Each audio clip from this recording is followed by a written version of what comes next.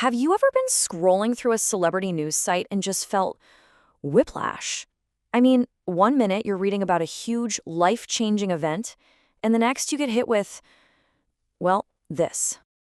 Okay, so first you see a big celebrity wedding. Then what looks like a story about a heartbreaking loss.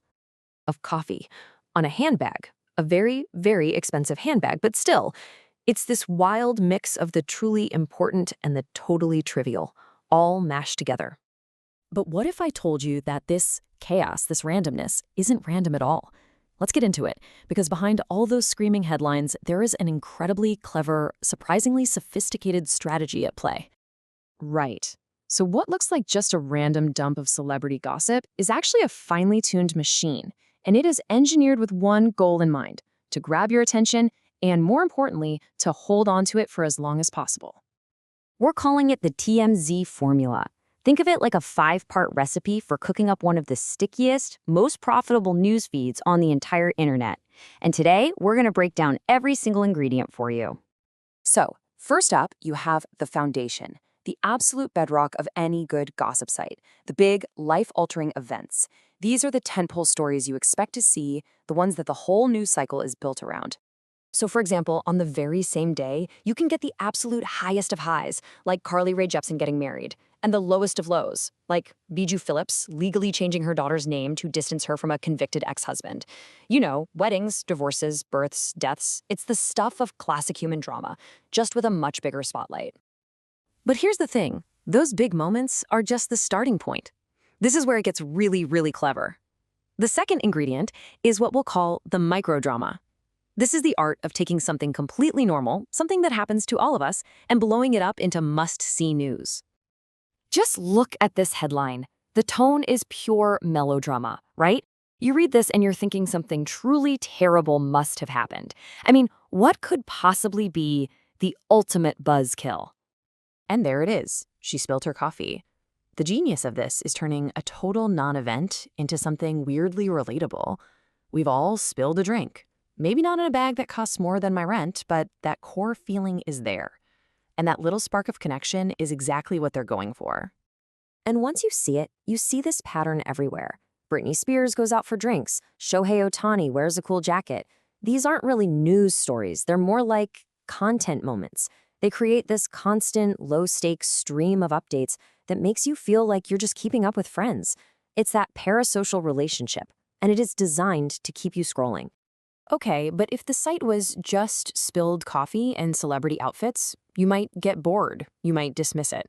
And that's why the next two ingredients are so important. This is where they add some real weight and, crucially, some interactivity. So let's talk about ingredient number 3, adding a little journalistic gravity. Tucked right in between all the celebrity sightings, you'll find a story like this one about a 12-year-old girl being released from the hospital after a school shooting. This story got almost 3,000 shares. These serious, often tragic, real-world stories are strategic. They give a sense of legitimacy to the whole site, and they generate huge, huge engagement. All right, the fourth ingredient is where things shift. It's not just about getting you to read anymore. It's about getting you to participate.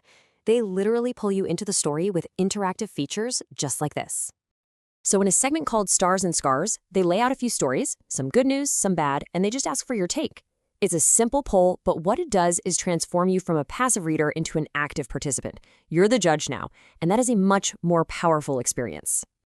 And it doesn't stop there. You've got games like Who'd You Rather, comparing Halloween costumes, or a Spot the Difference game with pictures of Mandy Moore. Every single one of these is designed to get you to click, to interact, and to stay on the site just a little bit longer. Which, of course, brings us to the fifth and final piece of the formula.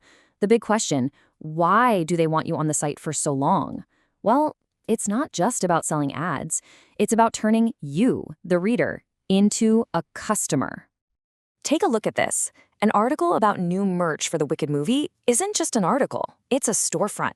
A story about the fashion and a reality show includes direct links to buy the actual dresses, with the prices right there.